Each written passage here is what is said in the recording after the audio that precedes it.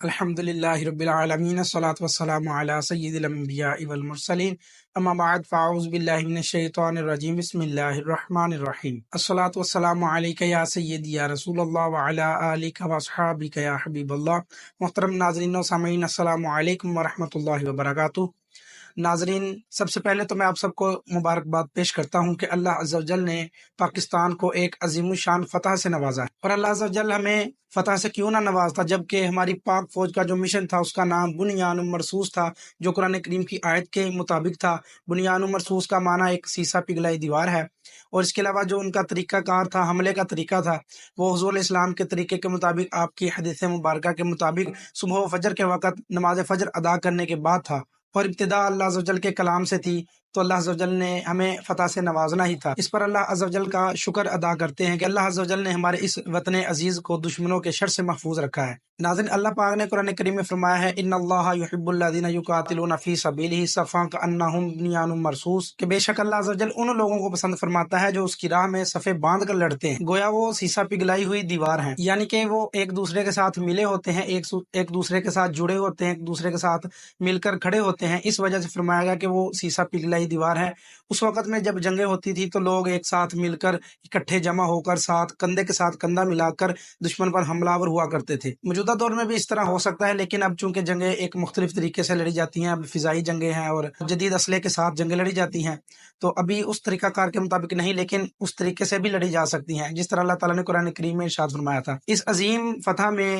ایک بہت بڑا ہاتھ، ایک بہت بڑی خدمت ڈاکٹر عبدالقدیر خان رحمۃ اللہ تعالیٰ علیہ کی ہے۔ اللہ عز و جل ان کی قبر پر کروڑاں کروڑ رحمت نازل فرمائے، کروٹ کروٹ انہیں جنت نصیب فرمائے۔ آج ان کی بدولت ہم اپنے سے کم و بیش 5 گنا زیادہ بڑے ملک، 5 گنا زیادہ بڑی فوج، 5 گنا زیادہ جدید ہتھیار سے لیس فوج کے مقابلے میں ہم کھڑے ہوئے اور ان کو ہم نے ٹکر دی، اور الحمدللہ اللہ عز و جل کی رحمت سے ہم نے فتح حاصل کی۔ ناظرین، مزید کچھ گفتگو کرتے ہیں غزوہ ہند کے بارے میں کہ غزوہ ہند کیا ہے۔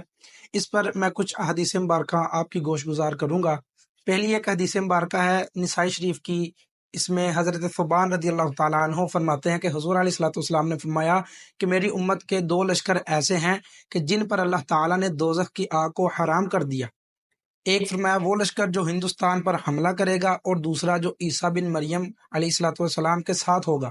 اسی حوالہ سے ایک حدیث مبارکہ حضرت ابو ہریرہ رضی اللہ تعالیٰ عنہ سے بھی مروی ہے، فرماتے ہیں کہ رسول اللہ صلی اللہ تعالیٰ علیہ وآلہ وسلم نے ہم سے غزوۃ الہند کا وعدہ فرمایا،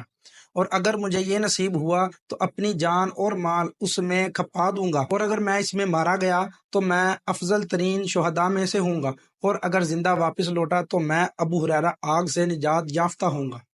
اور اس کے علاوہ ایک اور حدیث مبارکہ حضرت ابو ہریرہ رضی اللہ تعالیٰ عنہ سے مروی ہے، اس کا کچھ مفہوم اس طرح ہے کہ حضور علیہ الصلوۃ والسلام نے فرمایا کہ میری امت کا ایک لشکر ہندوستان پر حملہ کرے گا اور وہ اسے فتح کرے گا، اور اس کے جو حکمران، اس کے جو بادشاہ ہوں گے، انہیں ہتھ کڑیوں میں جکر کر لائیں گے، اور جب وہ اسے فتح کریں گے اس کے بعد وہ حضرت عیسیٰ علیہ الصلوۃ والسلام کو شام میں پائیں گے۔